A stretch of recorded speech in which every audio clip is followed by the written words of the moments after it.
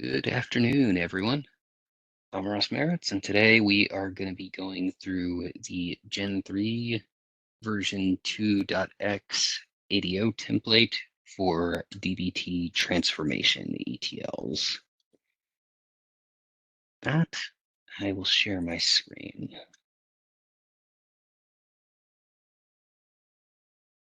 So chances are a lot of you have used our 1.x template, and so that's going to be pretty much anything here that has a v1 dot anything really. And typically the way you set this up is you point it to this dbt target deployment template.lytics. If you've been using that, then congratulations, you've been using Gen 3. What we're going to talk today about is our 2.0 release of this template. A couple things I do want to highlight ahead of time. The original version of this was built over a fairly extended period of time with input from a lot of different groups.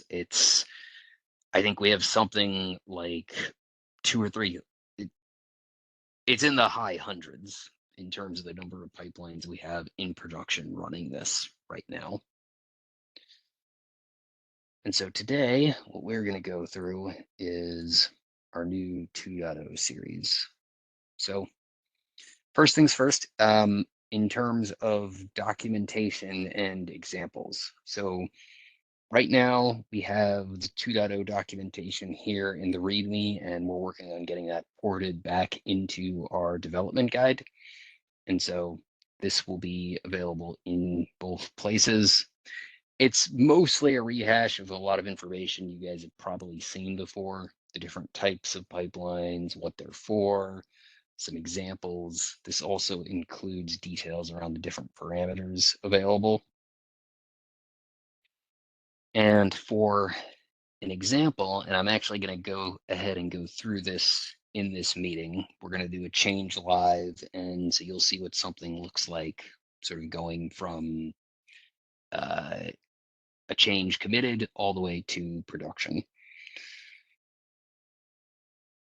And so the way you want to look at this, if you want to come in and look at our example, the way that this template is set up is it is configurable, unlike previous versions that we've done before. So first thing you're going to notice is this is no longer a jobs template, it is a stage template. The reason we did that is we took a look at different groups that were using our template across the org, and generally speaking, what we saw almost universally is people would just wrap the template in a single stage. There wasn't really any advantage to it being a jobs template. So we did make it a stage template, and we do have some parameters so that you can pass through some stage specific configurations. But the first thing I want to talk about actually is the sort of configurable options with this. So first, let me say, if you set this up in kind of the way we have in the past, where I think what we usually used to do was something like this. In the long term, that will just work. However, for the short term, we've actually kind of broken this up into two templates, a sort of inner template that you don't have to worry so much about, and an outer template that handles all the stuff we care about. The way you're going to configure this is everyone usually has these sort of like template reference in their resources section. What you're now going to do is you will potentially have two of these. In most cases, you're only going to have one. If you're using Snowflake, you're only going to have one. If you're using Cayubi, you're only going to have one. It's really only groups that are using OSS today and can't wait for Cayubi that they're going to have to worry about this sort of secondary template. But if you do need to use the secondary template, I'm going to explain how to use that. And so the way we have this example set up is in each of our standard pipelines, we've gone ahead and put 3 stages. In reality, you will only ever typically have one of these unless you're doing parallel runs. And even then, Snowflake is going to be you would technically be able to run Snowflake in the Kyubi variant of this as well. So you would still usually only have one stage. But the way we've set this up is there's 3 stages, and then each stage represents a different, you can think of it as a platform. So the first one is going to be Snowflake. Then we have what we're going to call for this presentation Legacy Spark. And then for the third one, Kyubi, which is our next gen platform. And so let's suppose you want to implement Gen 2, Gen 3 Series 2 for Snowflake. The example that you would want to follow is the first stage in each of these different templates, example pipelines. So you want to see how to do a CD pipeline for Snowflake. What you would do is you would go to the CD pipeline and you would look at the first stage.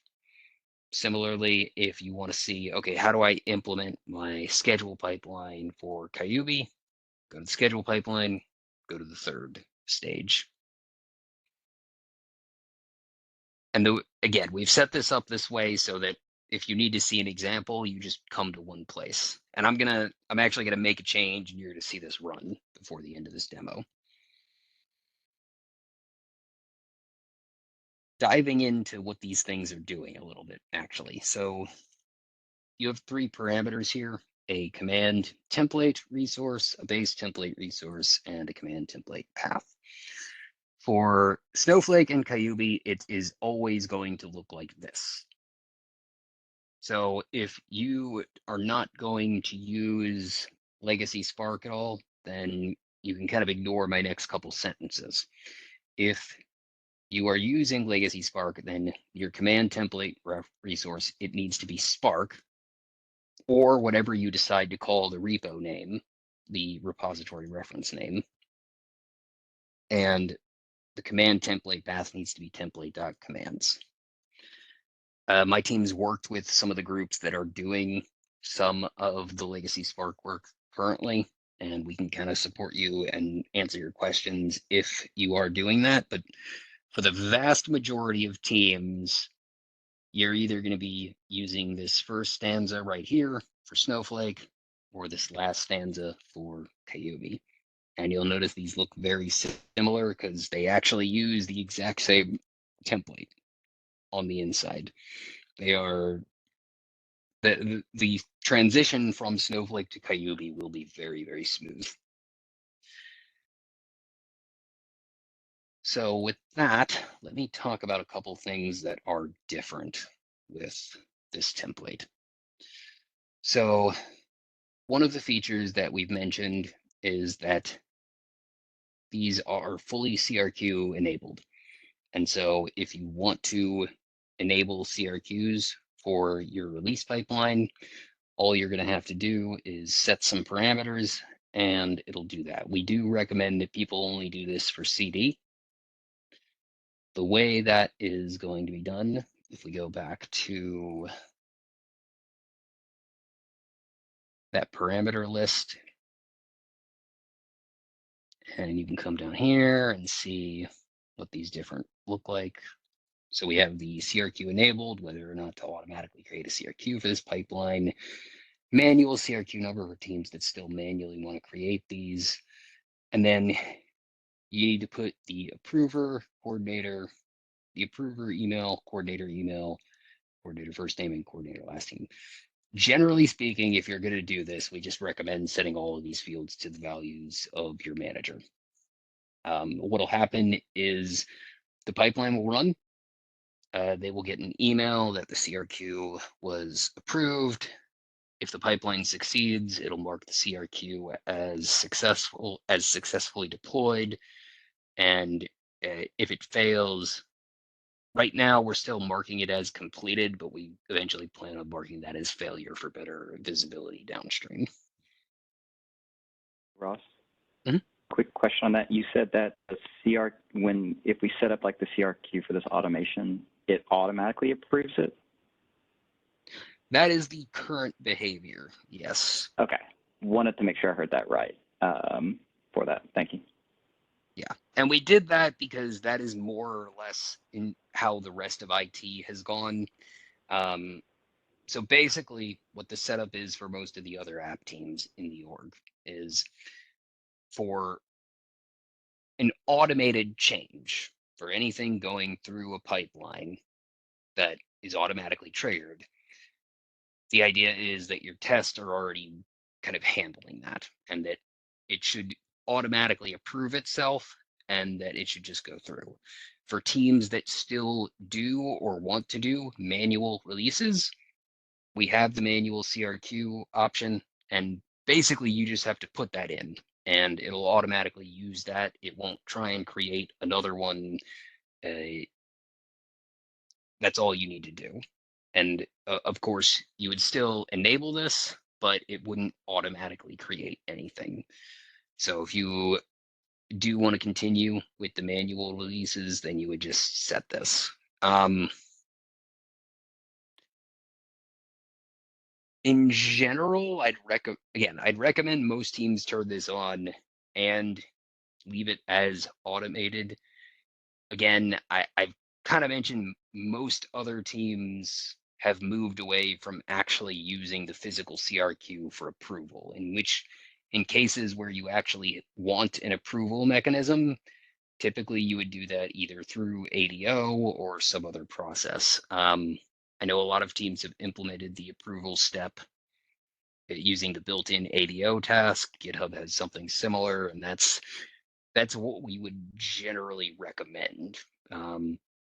Mostly because Remedy is so wonky, it's usually better to kind of let that just be the system of record for the deployment and not try and use it for an interactive approval system.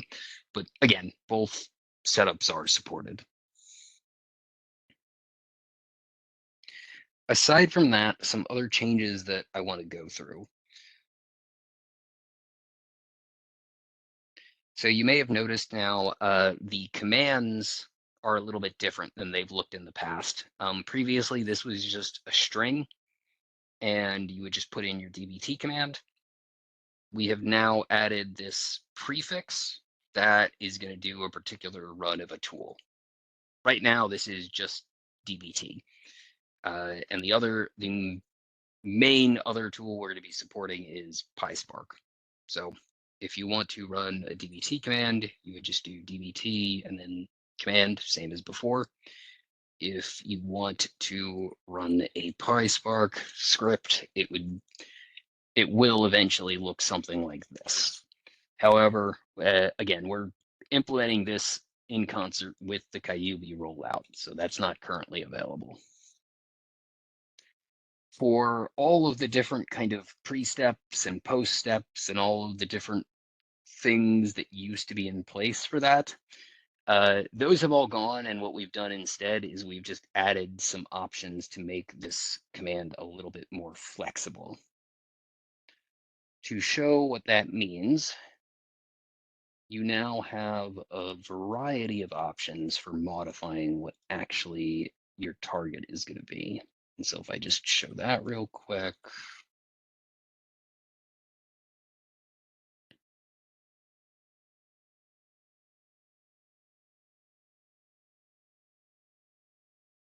It's going to be right here. Oh, sorry, that's going to be right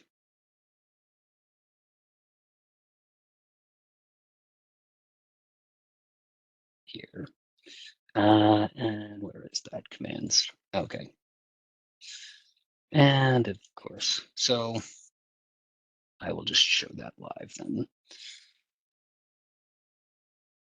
Essentially, if you want to change the target or profile that you want to run against, the way that you're going to do that is with options on the same command. So you have the following. You can do target prefix, target suffix, target,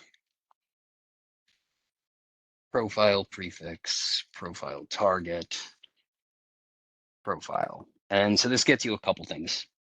First of all, if you want to run some Spark commands and then a Snowflake command, you can do that. You just change this profile to Snowflake Interactive. Again, this is kind of looking forward to Kyubi. More relevant for today, let's suppose that you have a separate set of targets that you've set up for cloning, and you want to use those in a clone step. What you would do is something like this.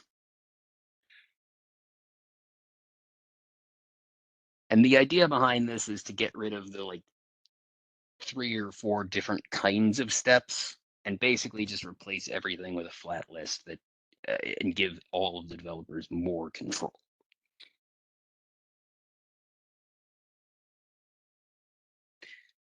The other thing to keep in mind is with Data Compass, this is now going to do a little bit more with that.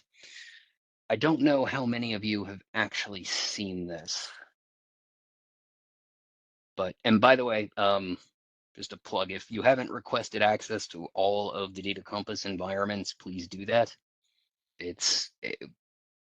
We're going to be checking that everyone has implemented this, and so it's useful to know to be able to check if you've actually been able to implement it.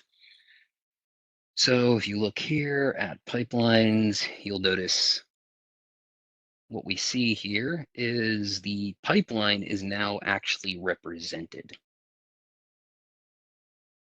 And so if we go to here, we go to task, and we go to DBT, we go to pipeline, and then we go to lineage, which is right here. And we go to visualize lineage. You can see this. And so your pipelines are now actually going to be included in the DBT lineage. So we'll be able to trace columns not only through table to table, but also through the specific pipelines under which they run. This is housed in a separate Python package. If you need to do pipeline lineage upload for something like an Airflow pipeline, just kind of reach out to RT. We can point you to the Python package, and you can just run that there. Which I will kind of mention. We've talked about Airflow integration on and off. What we ended up deciding to do was not implement it in this template. We've actually implemented this in a separate template that we're going to have someone, we're going to have an overview for that in probably the next week or two. If you are using the existing template, which is going to be right here,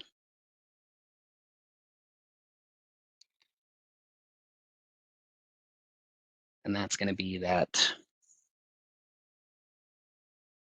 Airflow target deployment template Linux. That's not going anywhere. You can continue to use that, but I would recommend kind of after we do that overview, upgrading to the new one. We've improved a lot of things there. We've gotten rid of the dependency on AZ copy, implemented some tests for checking the DAGs. It's a big improvement, but we decided overall that in most cases, it makes sense for the DAG upload to be a separate pipeline. And so we did implement that separately. We'll kind of talk through that at a later date. Aside from that, most of this stuff should be pretty familiar to you guys. Again, we tried to change as little as possible with this. You're still going to set your targets. You're still going to set your profile. You're still going to go to a DBT version. The biggest changes are, one, you have this key on the actual commands, and two, it's now a stage template. And then there's some additional features as well. You still have Slim CI too, but like all the usual features you still get. It's just a few minor enhancements from sort of a user perspective. Underneath, it's a complete rebuild, and it gives us a lot of benefits. I mentioned the data compass piece, the Slim CI is improved. We have the CRQs, but from an implementation perspective, we're hoping this is pretty painless for teams. With that, I'm going to go ahead and make a change. And let me do that, and then I'll talk about versioning. So versioning is still going to be the same. You still get the usual schedule branch and your release tags. And for teams using the QA flow, that would still work the same. What is different is what you're going to see here is a versions branch, and you can think of that as a dedicated hotfix branch. And I'll show you how that works in a second. But to start, let's go ahead and put in a change. So let's do 02, let's do 353.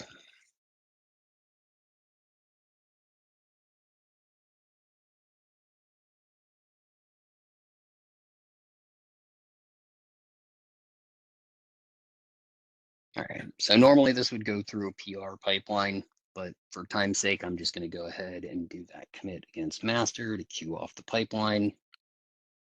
We're going to go here, and we're going to go to example.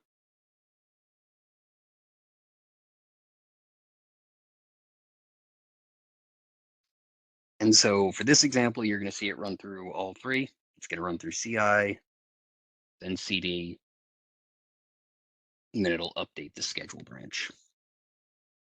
While that's running, I'll kind of talk about that versions branch. So this is dealing with the fact that we haven't really had a good way to do hot fixes for D2P. It ended up being a process that was complicated enough to where people just had trouble with it. And then with Gen 3, their recommendation used to be pretty much just roll forward. With the Series 2, this is going to now have this versions branch. And the idea is if you need to do a hot fix, and then so this is going to be things like you need to update a schedule YAML file, or you need to do some other change along those lines. It's something you typically wouldn't want to run the pipeline for. The idea is you can make the change on this branch and then just push it back. And you can set up a hotfix pipeline to then put in whatever checks you want. So in this case, you can see what I'm doing is I'm not doing any kind of commands. I'm just going ahead and putting a CRQ on it so that it's recorded at least that I did make a production change. And then that's pretty much it. And this will automatically run a DBT parse. So it does give that as well.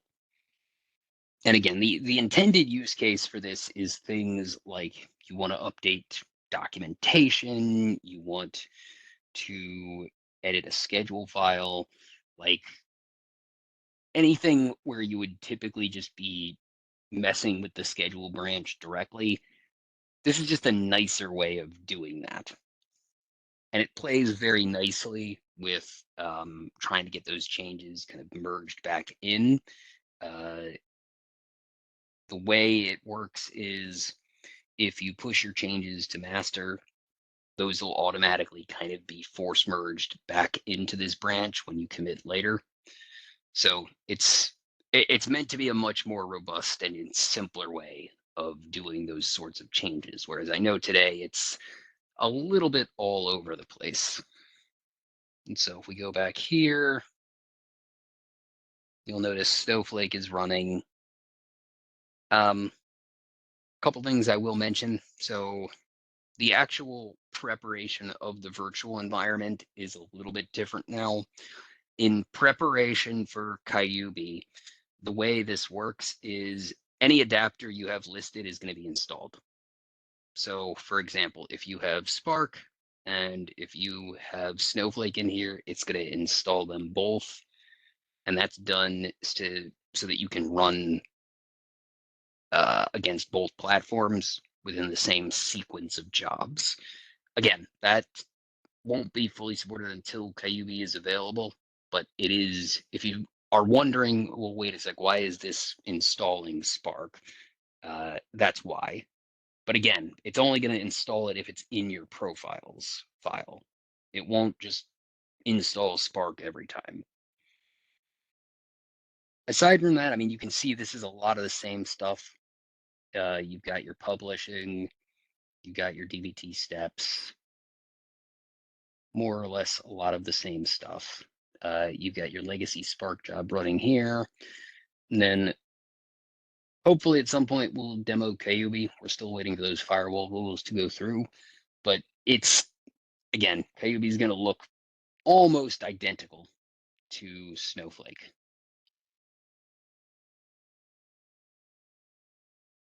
Come back here. A couple other things I will mention. So I'll just mention this to avoid any future confusion. In this example, you'll see this Spark properties file. You only need to worry about this if you're using the legacy Spark implementation. This is our way of passing in properties, and the expectation, if you are using the legacy Spark version, is that you are kind of configuring this as you need it. The pre-configured settings we have set up for this are largely based around PR pipelines. So they're going to be very small, where it's the complete opposite for Kyubi. For Kyubi, the expectation is 90 to 95% of those parameters are going to be set for you. The ones that you do want to change, you'll be able to change directly in the profiles.yaml file. So you can see here, I'm just setting a session timeout, a container, and some other parameters, but not very much. And we'll do a more thorough overview of that when it's available.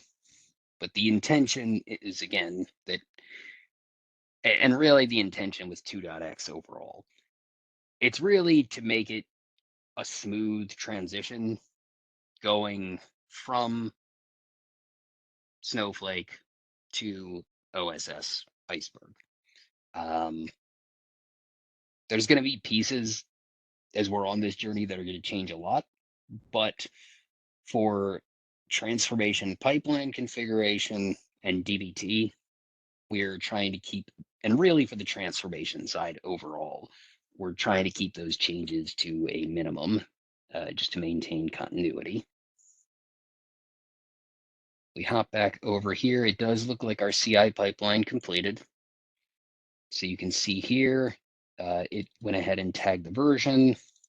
And this is, you'll see this is just, and this is going to be true for Spark or for Kyubi. It's just an indicator that you can look up the Spark job.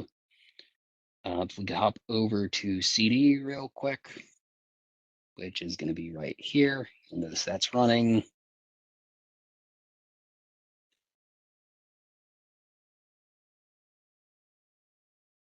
And so it already finished Snowflake. Now it's running Spark. After it finishes Spark, it will go ahead and do our CRQ update. And after that, I'm going to show what, from the sort of manager perspective, what this looks like. And then I'll go ahead and stop and take questions. Let's just see where that is at.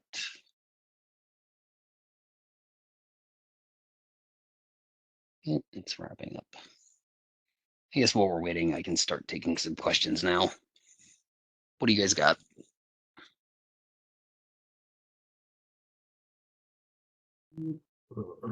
So what will be the advantage of using, Kyubi for existing Spark pipeline? Means, will there be any? So it'll be a lot of things. The main advantage of Kyubi is going to be resource sharing. So you control pretty much exactly how you want that resource distributed. So not to go too in depth, but if we look at this DBT, this profiles.yaml, you'll notice we've got share level user and then subdomain.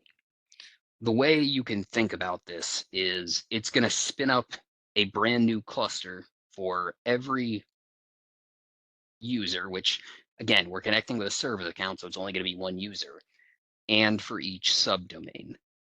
So what this is saying is, I want a cluster, I want a new cluster for this pipeline, and I want it to die after 60 seconds. If you wanted to have one cluster per repository or just for your whole team, then you could pretty much adjust this to however you need. In terms of how that's going to work, I'd say we're probably going to have to experiment and see, like, from a cost perspective, what makes the most sense. However, this kind of mirrors the process that's used today in both the Airflow pipelines as well as the ADO ones. And so that's kind of why we started with this for the example. The idea is simply spin up a new Thrift instance, tell Kyubi to spin up a new Thrift instance for each pipeline run and spin it down after. There's different ways of like determining how we want to kind of manage that resource, and we'll probably have to experiment with that. But at least initially, the thinking was that this would be a pretty reasonable example to point people to initially. Is this, you know, you mentioned that firewall ports are being set up. When this will be available in production? It's Not till January. I mean, Kyubi is dependent on all of the stuff that Anthony's team is doing with the catalog, with Polaris, etc. We are, for teams that want to get started, we are hoping to have everything up and running in dev in early November. We have the firewall rules scheduled to be implemented on the 2nd, and then after that, teams that want to get their feet wet will be able to start doing that in at that time. thank you. Yep. And then before I take another question, let me pause real quick and just share this real quick. So if you, okay, let's see how well this shares. Does everyone see a single Outlook window? Yes. Perfect. So, no, you don't see one? We see Outlook and your like meeting reminders, but Okay, you don't, okay. yeah, we see the Outlook window and then just like your 322 reminders little box. So we see two things, but we do see it. Yeah, that's better. Okay, do you see, okay. So this is what you're gonna receive if you are set to be the manager of one of these. So it's gonna send you the name of the pipeline. It's going to say the CRQ has been created. Since it's a standard change, you don't need to take any action on this CRQ. Approval is automated through the automatic CI/CD approval task. And again, so this is intended to mirror what the rest of IT is doing. You still have the option to put in a manual CRQ, and there are going to be things where you're going to want that. But the idea is this lets us sort of, for every production change, get a CRQ on the books. Okay, so switching back here. All right, next question. Ross, like in order to migrate the existing Gen 3 pipeline, right? Mhm. We need to delete the older tables, or there's no Nope. such. Nope. You don't have to change anything with the data. The only thing that you would need to do is you would need to update the YAML templates. So this is going to go from, you're probably doing something like this. Refs tags v1.17, or I think it's latest. So you probably have something like this. All you're going to do is swap that out for this. and then make the changes down here. So put your commands to DBT, update these parameters, and then you should be good to go. Like migration is intended to be just a template change. You shouldn't have to change the data at all. Okay.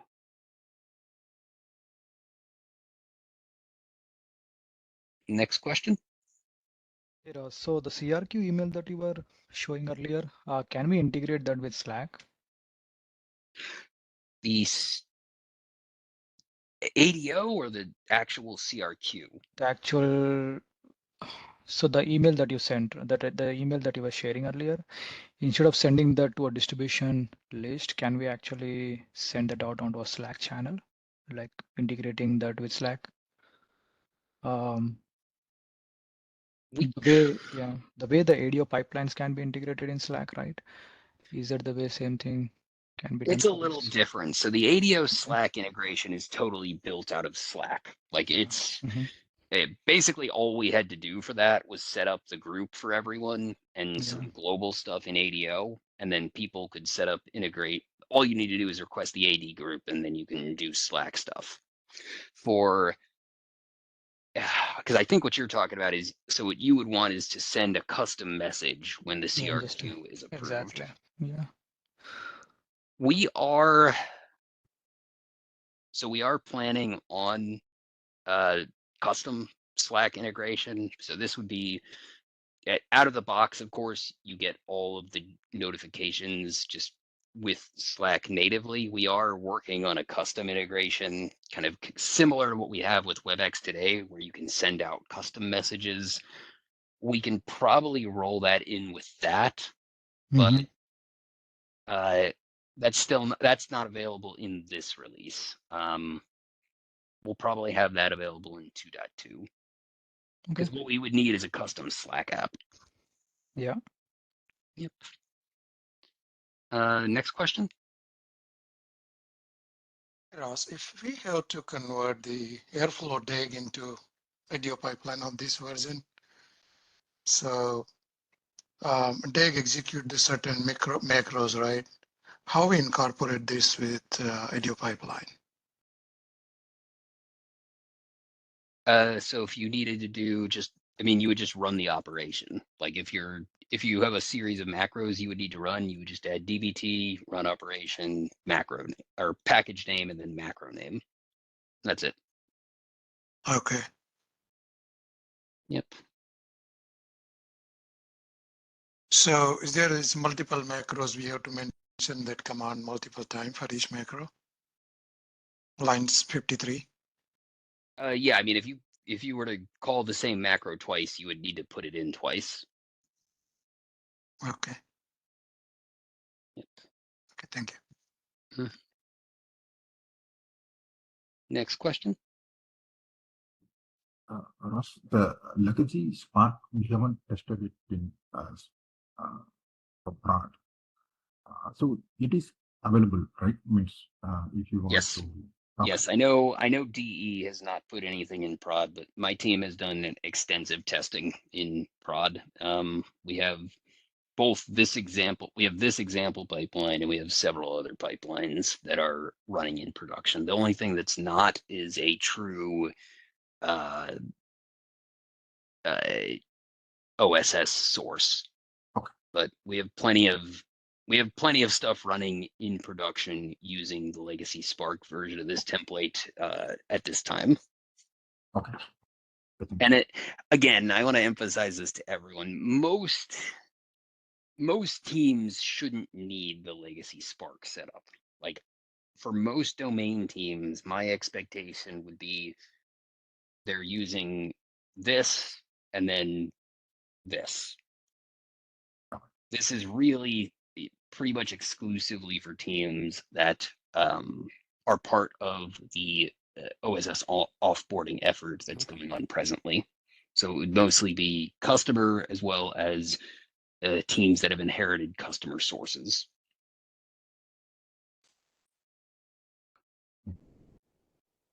Okay, next question. I guess less a question, but more of a just confirmation that, like, for those unlucky folks, myself included, who are updating the existing OSS implementation, it should be an easy change, right, to switch over to using Kyubi when the time comes. Yeah. Right. So if you're moving from Legacy Spark to Kyubi,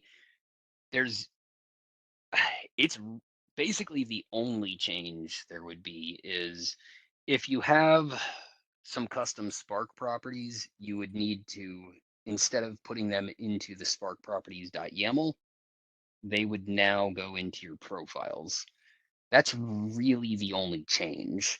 But keep in mind, again, with Kyubi, the expectation is all the parameters are more or less going to be set for you, including the scaling. With Legacy Spark, you do have to set like the cores and memory yourself. Got you. Okay, so it'll be That would be stripped. the Yeah. that would be the only difference. Good. Sorry. Yep. Yeah. No, so you answered my question. Yep. Yep. That makes sense. Yep. Everything else is more or less the same. And in fact, I can tell you for the commands specifically, there would be 100% backwards compatibility. So, or I should say forward compatibility. So pretty much anything you have in DBT in this command section that works in Spark, that's going to work in Kyubi. The reverse is not true because we're going to implement, unless the timelines change drastically and Kyubi is delayed substantially, we're probably only going to implement PySpark for Kyubi. Next question. So Kyubi is like a resource manager kind of thing that we were using before the Kubernetes for Spark. Think of it more like Databricks. So like, I see. Yeah, like basically you tell Databricks, hey, I want this cluster for me. Yep. It should be this size. Like this is kind of like that. And Kyubi will actually, in general, while you shouldn't need to, it will actually support that. So like if you look at how I set up my profiles here, like I give it a custom image and like you can give it like specific memory parameters, core parameters, and it'll honor those. The one caveat, and I'll talk about this more in November when all the firewall rules are through and we can let teams start playing around with this in dev.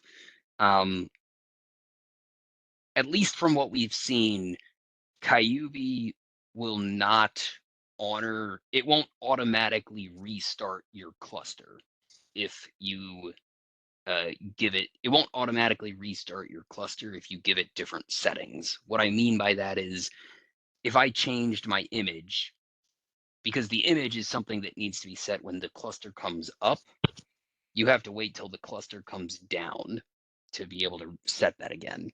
Now, the fix for that is pretty easy. You just set your timeout to really short. And that's exactly why we do this here. We set it to 60 seconds, but that's really the only limitation. We did some testing with the Data Lakehouse team with this. They opened up some temporary ports for us and we tested this we've tested this in ADO and it performed great. We've done a lot of local testing. I'm pretty confident that Kyubi will do well at this point. I think it's just a matter of getting the infra set up and opening it up to people. Okay, so like serverless infrastructure. We actually just need at this point, I think the only thing we're waiting on is the firewall rules. Like I'm pretty sure if we had the firewall rules open today, this would just run. Because we tested it previously on some ports we knew were open, but which we didn't want to use longer term.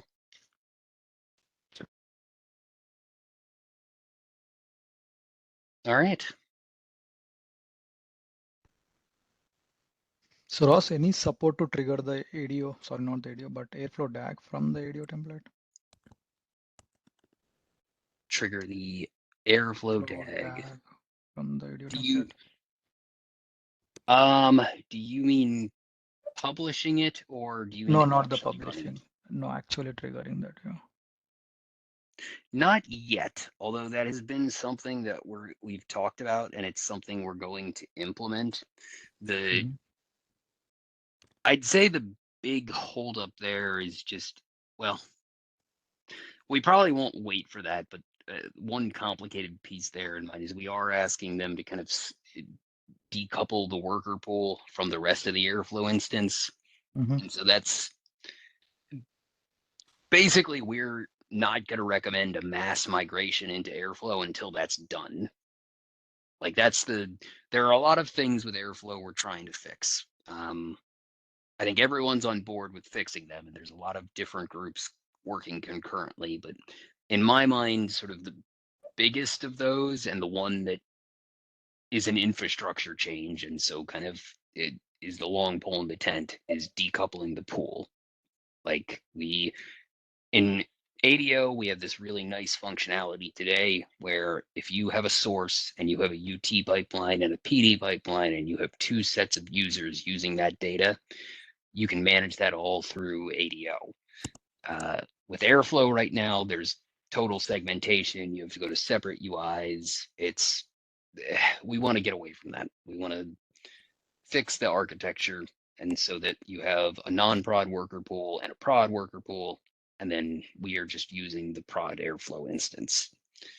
But I mean, to your original question, in terms of sort of what's planned for Airflow, we just implemented our new Airflow template, which let me not go over that in this meeting. We implemented a new Airflow template, and what that's going to do is, one, it'll deploy your DAGs, and two, it'll actually run an error check using the Airflow SDK to make sure you don't have any errors. The other things that we want to add to that, so we're also asking for an upgrade to Airflow 2.10. In that version, we will actually be able to force Airflow to reparse your DAG. So no more push the DAG and wait for it to get picked up. It's push the DAG and tell Airflow to reparse it. That's another thing that we're actively working on.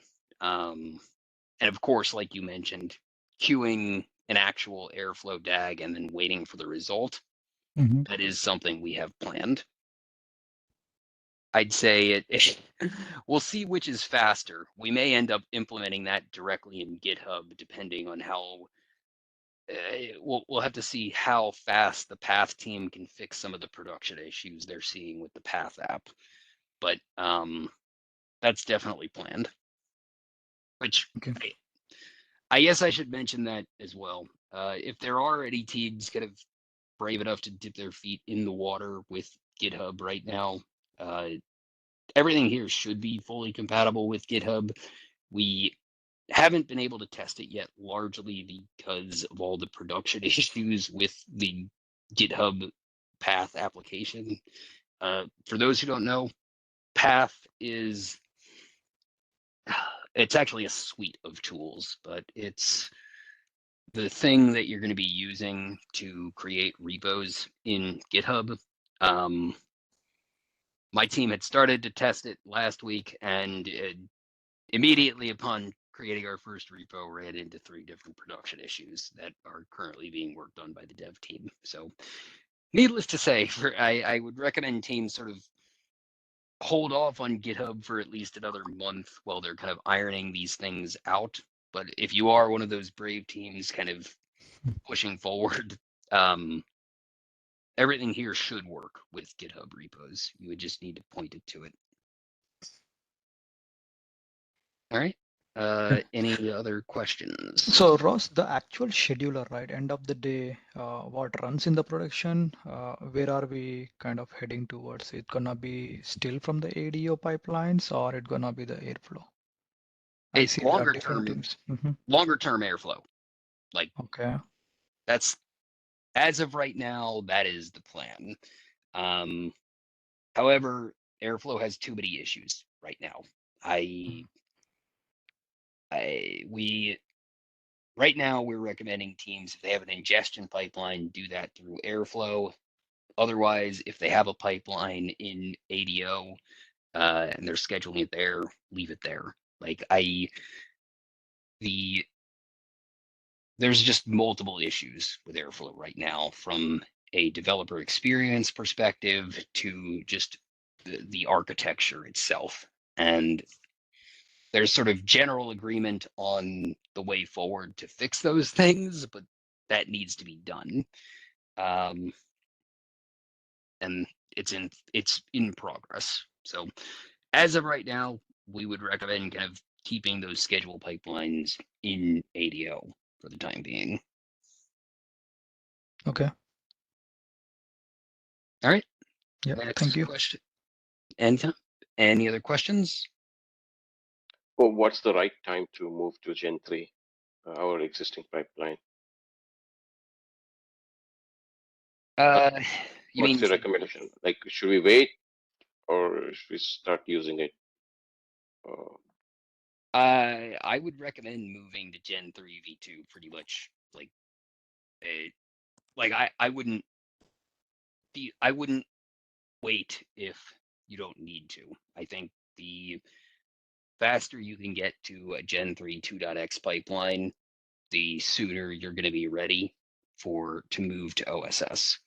I think I mentioned all these different initiatives, GitHub, I mentioned Airflow. My expectation is the ask is going to be to move off of Snowflake before those things are fully mature. And a lot of this is set up with that in mind. So I'd probably recommend sort of starting to move your stuff into Gen 3 V2 pretty much sort of as you can, with the intention that in January we would start offboarding in earnest from Snowflake.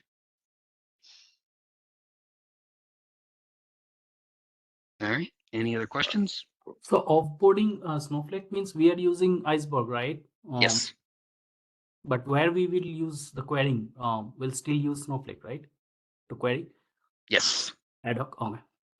Yes. The way that'll look is in your CD pipeline, there'll be a separate step which essentially promotes the data to Snowflake. We're working on a self-service pipeline that will handle both the creation of the Spark schema as well as setting up all of your RBAC policies as well as the integrations with Snowflake itself. That is still in progress. We'll do a much shorter overview of that sometime in the next week or two. But that's the intention, yeah, that the querying will still be done through Snowflake. All right, any other questions?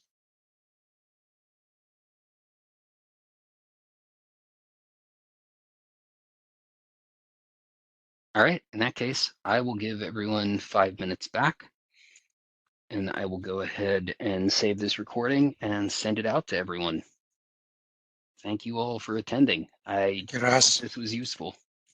Thank you, Ross. Thank you.